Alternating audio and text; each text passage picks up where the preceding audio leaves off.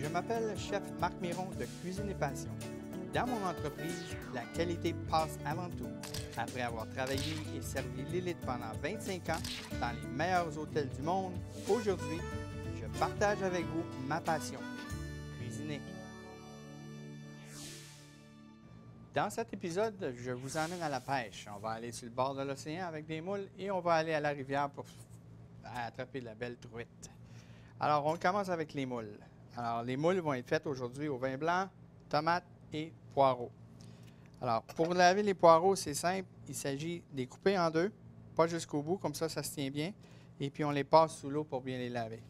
Maintenant, j'aime aussi pas utiliser seulement cette partie-là du poireau, mais un petit peu plus long. On va les trancher, les hacher, les trancher, plutôt les trancher que les hacher. C'est beau. Et puis là, on va y rajouter une noisette de beurre et un petit peu d'huile. On y rajoute nos poireaux pour commencer à les cuire. Maintenant, nos moules. Alors, les moules, ça vient dans des sacs, ça vient dans des poches, ça vient de plusieurs différentes façons, mais il faut les nettoyer. Des fois, on est chanceux, ils viennent, ils sont déjà nettoyés, mais d'autres fois, il y a une petite barbe, une petite barbiche. Alors, avec un couteau coupant, on fait juste les prendre, on tient notre couteau et on tire. Alors, des fois, il n'y en a pas, il ne faut pas s'ostiner, on est chanceux, mais des fois, il y en a. Alors, la petite barbiche qu'on voit, il faut les prendre et puis juste attirer. C'est comme ça qu'on nettoie les moules. Aussi, pour garder les moules, c'est bien important qu'on garde les moules dans l'eau. Surtout si on les achète une journée, 2 journées à l'avance. À ce moment-là, les remettre simplement dans l'eau, dans un contenant avec de l'eau. Ça peut durer jusqu'à 4-5 jours comme ça. Pour les cuire, on les sort de l'eau, évidemment.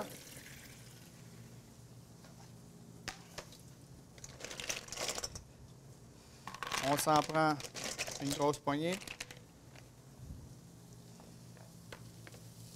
Alors, c'est important que notre poêle soit super chaude.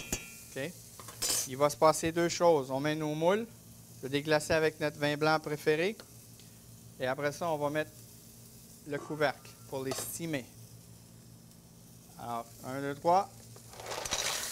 On les met.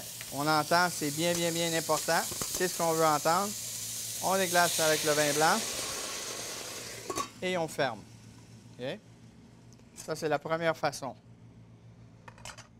Le vin blanc, ça peut être un chardonnay, ça peut être un sauvignon blanc. Je préfère le chardonnay, être un peu plus sec, un peu plus acidique. Ça va mieux avec les moules. Maintenant, je regarde mes moules. On va les brasser. Puis là, pour la saveur, j'y rajoute un peu de sauce tomate. Sauce tomate faite maison. Encore une fois, on s'amuse. On s'amuse en faisant ces choses-là. C'est pas nécessaire de faire des sauces tomates. Vous mettez les choses que vous préférez. Moules marinières qui sont faits normalement avec oignons ou poireaux et vin blanc seulement. On peut y mettre toutes sortes de choses. Des poivrons, c'est super bon avec ça. Des courges, on s'amuse. On a du plaisir. Une fois qu'on sait comment les préparer. Alors, ce que je cherche maintenant, c'est ceux qui sont verts. Ça ne prend pas de temps, regardez. Là, déjà, on va commencer à dresser. Pourquoi? Parce qu'on ne veut pas trop les cuire. On brasse un peu, ça rouvre. On ne veut pas non plus remplir le pot. Si je remplis le pot plein de moules, évidemment, ça va être plus difficile à ouvrir, puis ça va être plus difficile aussi à gérer. Alors, essayez d'enlever le plus tôt possible, ça sera presque pas facile. Pas possible. Et voilà. Une chose aussi qui est importante, si on a des moules qui décident de ne pas ouvrir, okay, à ce moment-là, ben, il ne faut pas les utiliser. Comme celle-là, là, on passe par-dessus. On continue. Ça ne prend pas de temps. C'est avec la vapeur que ça roule vite fait. Maintenant, j'en ai 2-3 encore fermés. On va aller voir s'ils sont bien mortes ou bien vivantes. J'y donne un petit peu plus de chaleur, un petit peu plus de steam, hein, de vapeur. Maintenant, s'ils sont pas ouverts, ça veut dire on va les laisser de côté. Comme celle-là, celle-là et celle-là.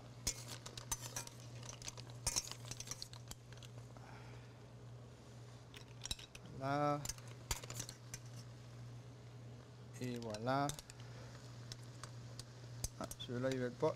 Ceux-là, ils sont. Non. Oui. Oui. Et non.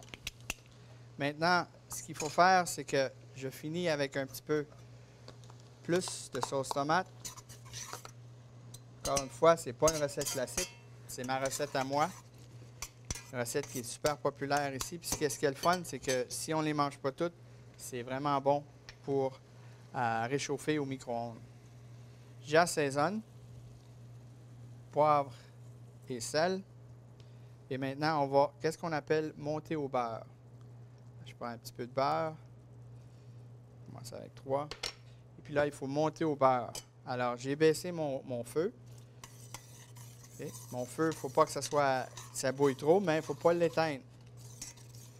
Le beurre, c'est mieux aussi s'il est au froid, si on le sort du frigo juste avant de faire ça. Parce que s'il est trop chaud, il va fondre tout de suite, puis ça ne montera pas. Ça ne viendra pas un peu plus épais. On veut que ça vienne un peu épais, mais pas une grosse sauce. On est presque là. Ça sent bon. Et maintenant, j'ai mes moules qui sont prêts à dresser avec ma sauce.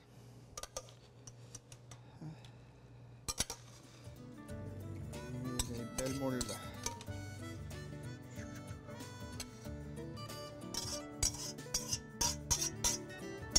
Super de belles moules.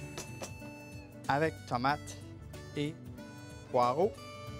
Alors, pour moi, pour mon voyage en pêche, c'est un très bon début.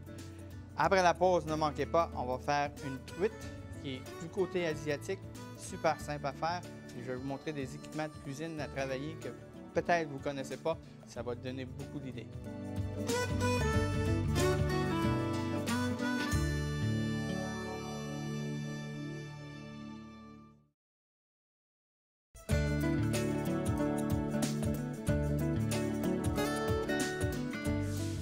Pour continuer notre voyage de pêche après nos belles moules, je vais vous montrer une recette de truite un peu inusitée, façon asiatique, une belle truite arc-en-ciel qu'on a pêchée dans nos rivières. Alors, je commence simplement avec une julienne de gingembre. Je me coupe un bon morceau d'à peu près 1,5 pouce, 2 pouces. On va la peler. On peut utiliser aussi une cuillère si on veut. En Asie, les belles choses, c'est qu'on n'a pas besoin de la peler. Ils sont tellement jeunes. La peau est presque inexistante. Alors, je me fais une entaille. Je travaille sécuritaire. Je fais quelques belles tranches fines. Et puis là, je les mets en julienne très fine.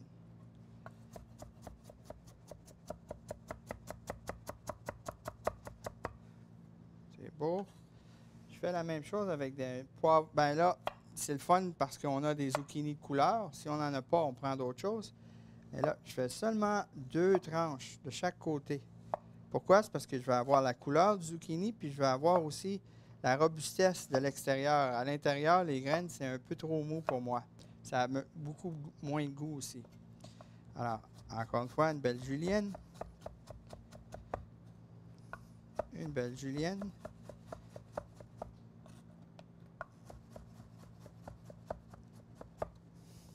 Comme couleur de contraste, on y va avec la même chose, mais avec le zucchini vert.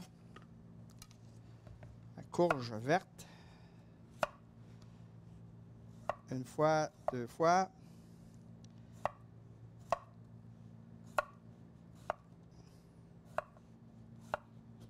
Good. Mais en ligne, comme ça, ben, on va y aller d'une shot. Hein? Seulement d'un coup.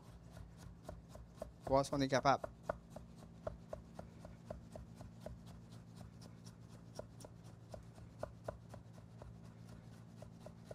Eh oui. fait une belle julienne. On met notre julienne. Le poivron rouge, comme je vous ai déjà montré, une fois, deux fois, et on y va à 4. 3 et 4. Et puis là, j'ai besoin juste d'un morceau. Je prends un morceau.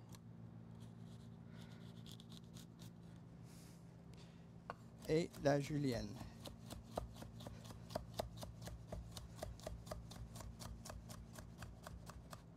Boum. On y met ça là. Maintenant, je me mets un petit gant. Un petit gant, c'est dans le vent. La la la la la la la la. Good. Alors, un petit peu de sauce soya. Un petit peu d'huile sésame. Encore une fois, on fait attention. L'huile de sésame, c'est très, très, très, très fort. Alors, n'oubliez pas qu'on a du bon gingembre à l'intérieur. Ah, ça devrait vraiment relever le tout. Là, j'ai mes beaux filets de truite. On va simplement les assaisonner avec sel et poivre.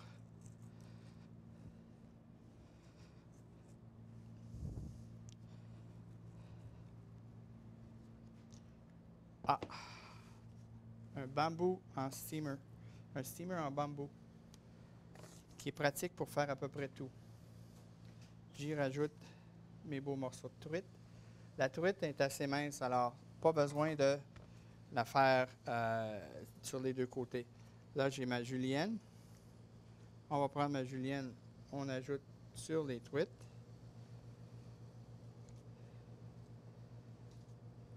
Comme ceci. On ferme et on se met un 4 minutes au cadran. Les légumes qu'on utilise, ça peut être un petit peu de tout. Moi, j'aime bien ces légumes-là parce que c'est des légumes qui ont de la belle couleur. C'est des légumes qui ont du bon goût ensemble. Ça va bien ensemble. Si on aime l'ail, on peut rajouter un peu d'ail. Si on aime la coriandre, ça y fait encore plus authentique. Alors, c'est bien le fun. Les petites histoires de pêche, moi, j'en ai peut-être une.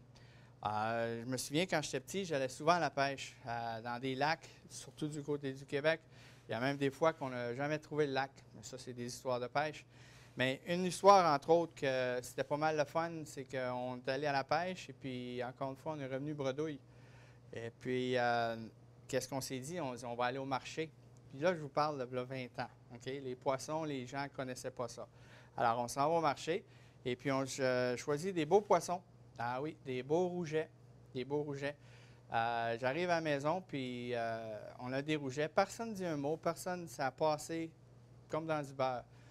Mais à peu près 10 ans plus tard, on commençait à compter la même histoire, mais là, les gens sont aperçus que, on est allé à la pêche dans les rivières, puis on a attrapé du rouget.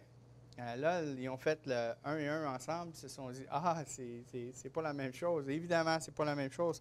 Mais dans ce temps-là, il faut dire, je ne connaissais pas les poissons. Maintenant, je les connais un petit peu plus, avoir travaillé partout au monde, surtout dans des places fantastiques. Deux des places que j'ai travaillées, c'est sur des îles. L'île de Nevis dans les Caraïbes et l'île de Bali.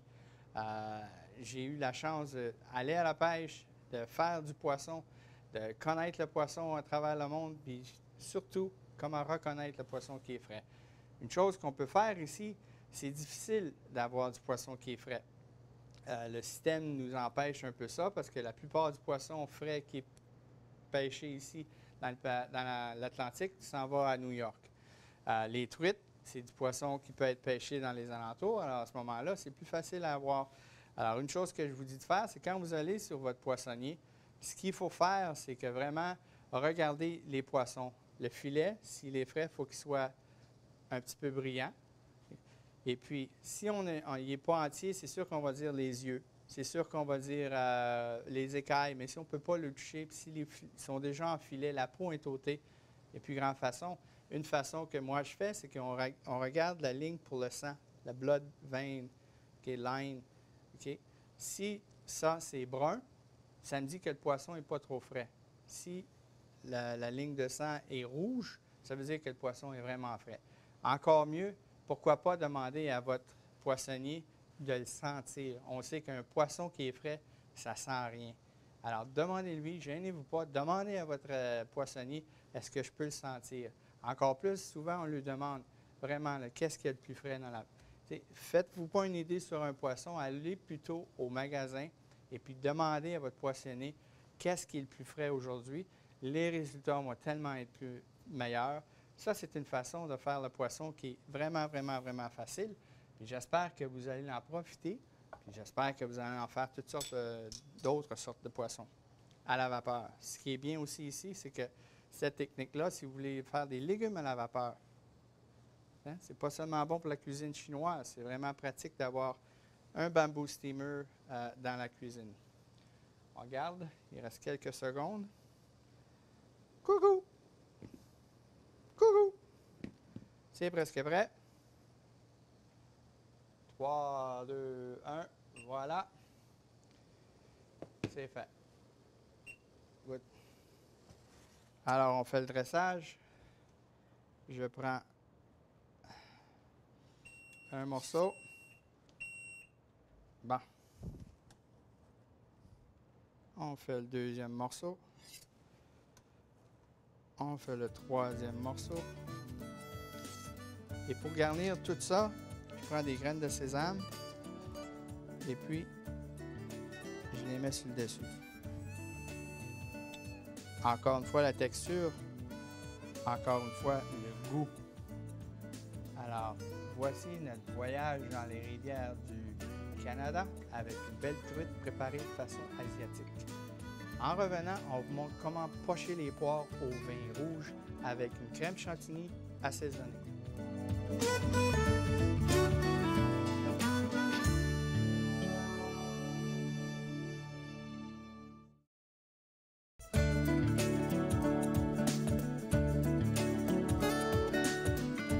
Pour conclure ce repas maritime, ça nous prend un bon dessert. Quelque chose de simple parce que le poisson est vraiment en vedette. On va y aller avec des poires pochées au vin rouge. Alors, je vais commencer avec mon sirop.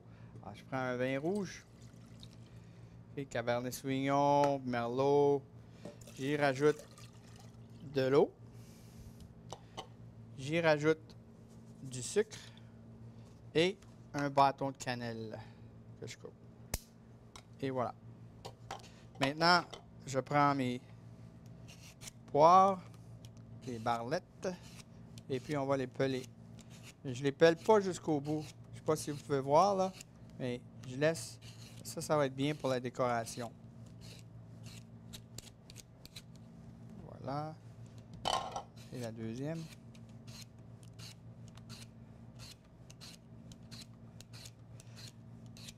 Un bon économe, c'est quelque chose que moi, j'ai vraiment besoin. C'est comme un bon plombier a besoin des bons équipements. Moi, j'ai besoin des bons équipements. Je ne sais pas si vous avez remarqué, mais j'ai pas de problème à les peler. Je prends pour faire les melon balls qu'ils appellent, je prends et je vais chercher le cœur. On dirait c'est terminé, mais non, il faut aller vraiment jusqu'au fond. Alors, une deuxième fois. Ah, on entend, là, on est rendu au cœur. Je ne sais pas si on peut voir, mais au centre, il faut aller jusqu'au fond. Alors là, je suis rendu au fond. On met ça dans notre bouillon. La même chose pour la deuxième. Vous voyez, il y a comme un étoile au fond. Alors ça, il faut vraiment aller l'enlever. C'est là qui sont les pépins. Et puis si on le laisse, ben, pour la présentation, ça va être un petit peu plus difficile. Et nos poires, ils ne pocheront pas de la même façon. Je rajoute mes poires. Maintenant, pour aider à la cuisson, pour garder bien la chaleur, je vais préparer un petit couvert. Je prends une feuille papier ciré, silicone, vous savez. Alors, je la mets en 4. Maintenant, je la plie encore une fois. Je la plie encore une fois, en 2 tout le temps. Je la plie encore une fois. Puis là, ben, je vais mesurer à peu près mon centre jusqu'au bord. Alors, j'ai ici. Là, je vais faire 2 coupures. La première coupure, c'est pour le centre, pour que ça s'évapore. On peut laisser passer la vapeur. Et la deuxième coupure, c'est la distance qu'on avait mesurée. Alors, je le prends. Et puis, je l'ouvre. Là, ben, coucou! Hein? On a un beau centre qu'on met sur le dessus. Ça va aider à vraiment garder la chaleur. Ça va aider à pocher les poires vraiment égales. Il n'y aura pas une poire qui va être trop cuite en bas puis pas assez cuite en haut. Good. Maintenant, on va nettoyer ici un peu. On va faire une crème fouettée, crème chantilly. Okay? Mais on va faire une crème chantilly un peu spéciale. Vous savez que j'aime beaucoup l'Asie. Alors, j'aime bien travailler avec les ingrédients de l'Asie. Mais pourquoi? Parce que j'aime aller chercher les saveurs, surtout avec les vins. Alors, ce que je vais faire une crème chantilly avec un peu de cardamone. La cardamone. Okay? Pas beaucoup, c'est très, très, très, très fort, mais ça va aller chercher des superbes belles saveurs avec notre vin.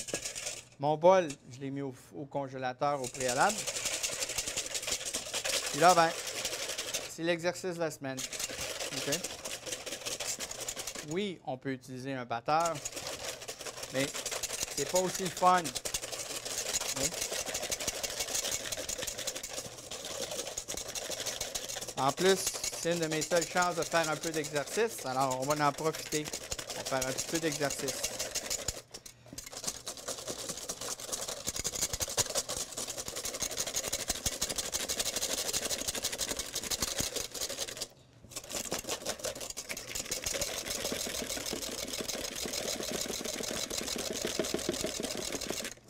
Il reste un petit moteur.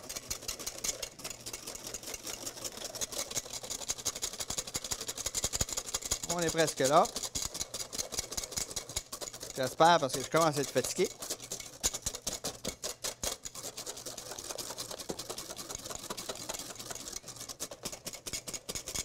Je ne la veux pas monter super forte là. Je vais la laisser avec un, qu'est-ce qu'ils appellent en anglais là, un soft peak.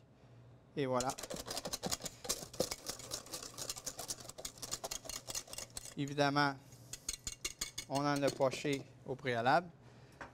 Ce qu'il faut faire tranquillement, des fois on revient et puis on fait juste les bouger un peu.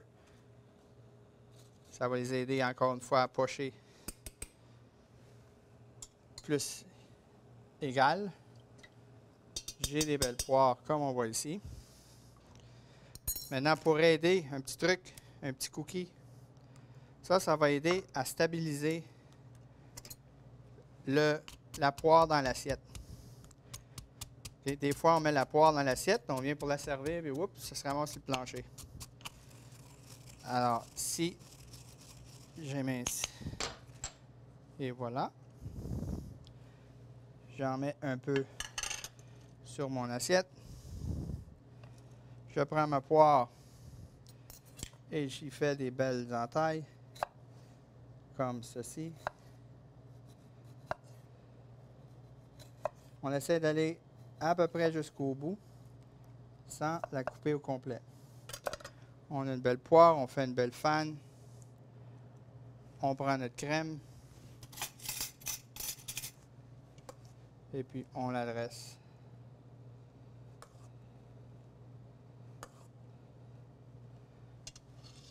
Et voilà, ça termine notre voyage de pêche. J'espère que vous avez aimé. On a passé par l'Atlantique avec les moules. On était dans nos rivières avec la truite façon asiatique. Et on termine avec un dessert tout simple avec une poire pochée, crème chantilly à la cardamome. Merci de m'avoir laissé partager ma passion avec vous. On se revoit à la prochaine.